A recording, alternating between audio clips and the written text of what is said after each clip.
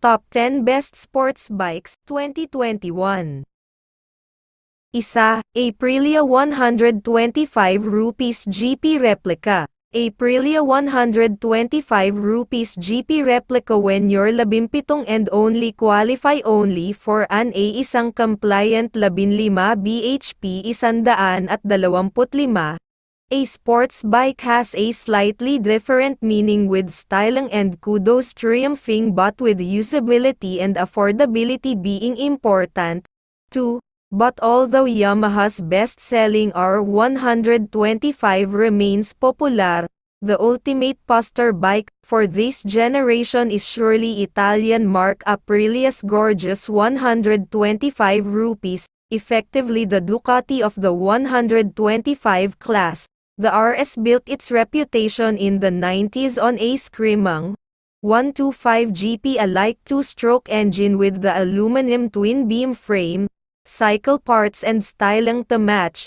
And although since 2011 Euro regulations have forced it to switch to more muted, 4-stroke power, its RSV4 na alike styling, quality brakes and suspension and GP heritage means it's still the one most lost after. Today a new 125 rupees will set you back £4,499, but the GP Replica, for £100 more, comes in full MotoGP alike livery. KTM RC 370. KTM RC 370, £5,299. Arguably the rawest, purest, most focused A2 compliant sportster of all, the RC 370 is a simple, lightweight, compact single-cylinder sportster inspired by the Austrian firm's Moto3 race bike and based on the powertrain and running gear of its lively, Luni 370 Duke.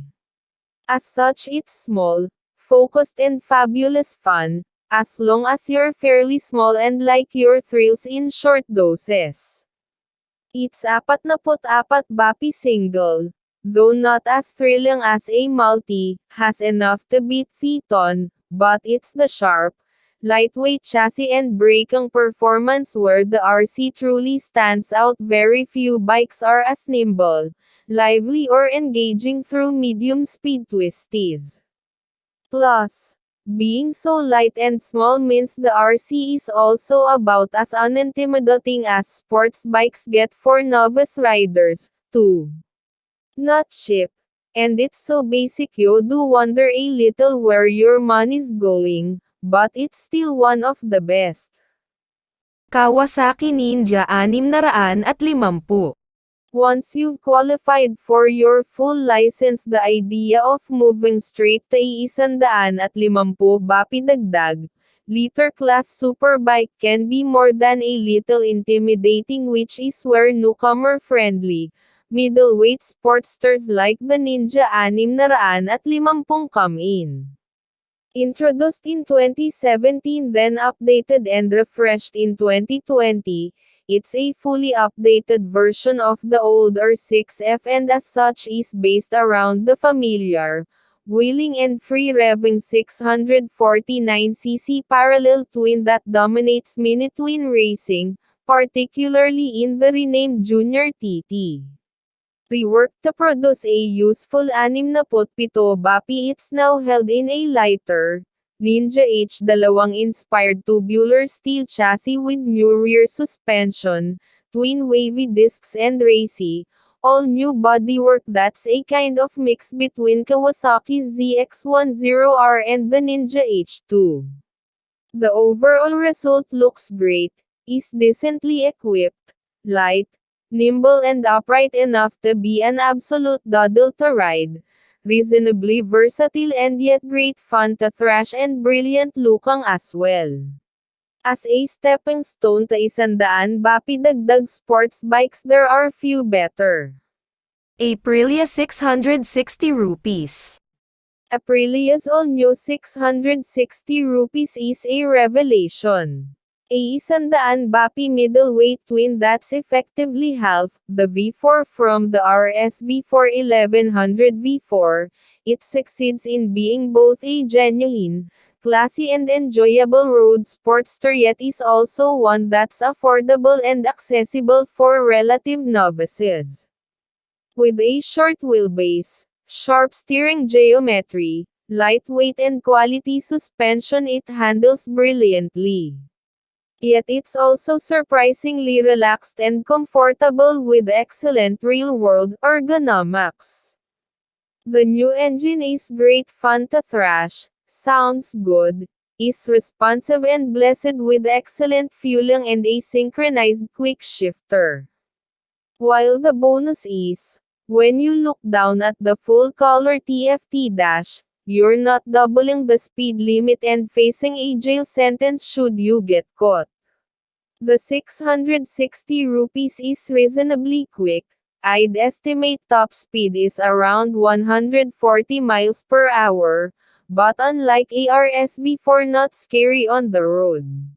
The overall result is a versatile, fun and desirable bike for inexperienced and experienced riders alike and a comfortable and unintimidating road bike with a typically Aprilia sporting edge. BMW S1000RR. 10 years on from the original, game-changing S1000RR, BMW have come up with an all-new, third-generation model that has not only finally got rid of the controversial asymmetrical headlights but was better in every way. More powerful now with a gidi 204 bapik lighter, sharper steering and more sophisticated. BMW's new flagship is also, even more surprisingly, easier to ride, more roomy, comfortable and reassuring, as well. Never the cheapest, yet to succeed in WSB and admittedly facing fierce competition from the likes of not just Ducati's V4 Panigale but also Honda's latest Fireblade and the newly updated and WSB dominating Kawasaki ZX-10R, the BMW stands out not just for its brute power and dynamism, but even more for its real-world road manners, prestige badge, classy dealer network and decent residuals. Besides, if you want more, there's also BMW's traditional long list of accessories and even a new M1000RR version. Kawasaki ZX-10R.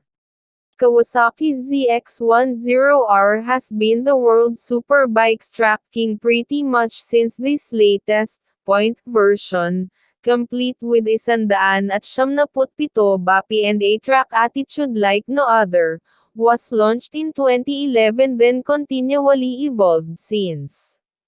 If you wanted a track-ready, rev-hungry, electronics-laden racer replica, the ZX-10R was the one, as has been proven by its 7 World Superbike titles, including 6 in a row for Ulsterman Jonathan Reyesins.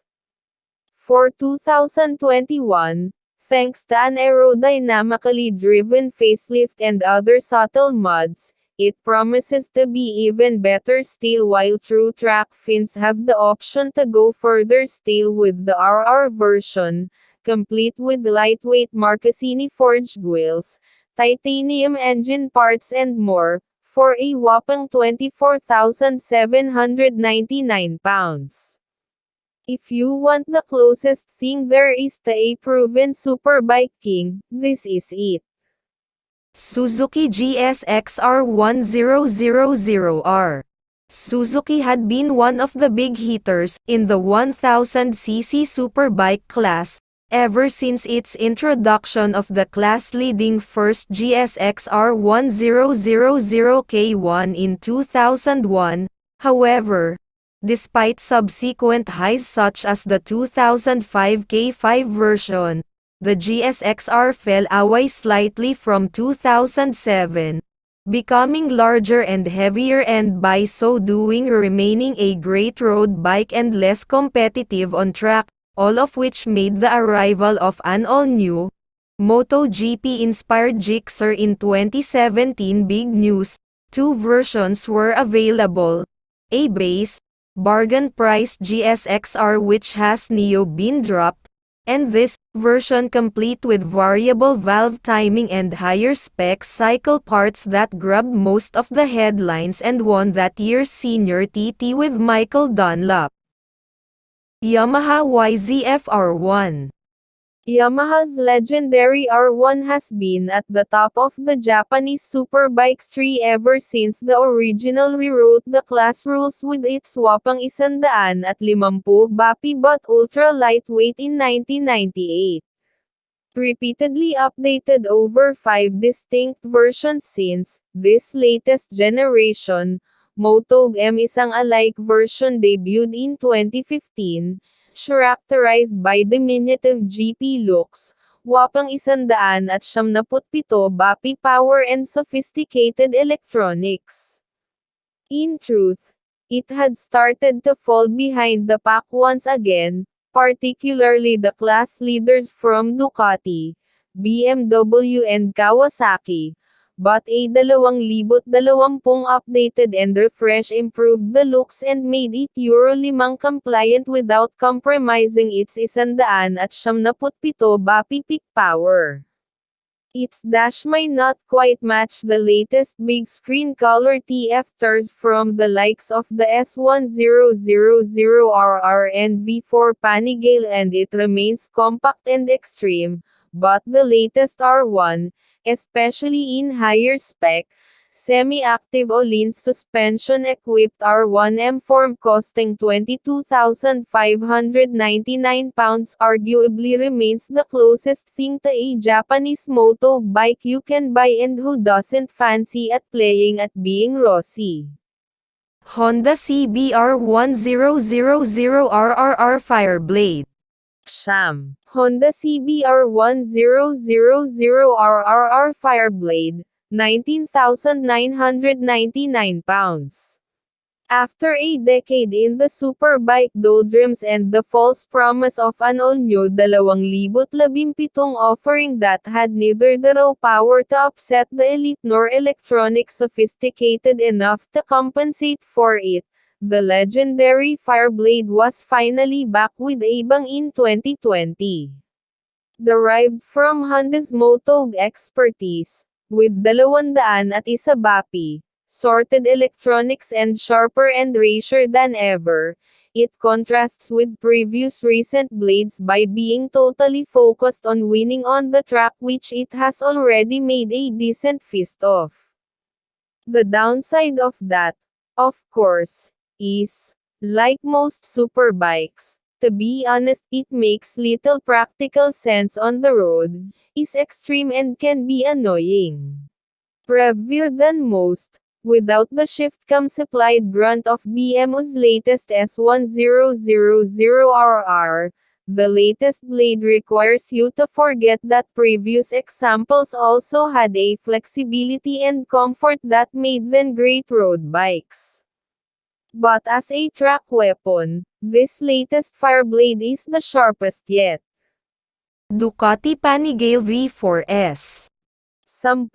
Ducati Panigale V4S, £24,995. Revolutionary bikes don't come along that often in the superbike class. Going back to the early 1990s there was the original Honda CBR 900RR Fireblade, followed by Ducati's 916 in 1994. The first R1 in 1998 was followed by the first GSX-R 1000 in 2001.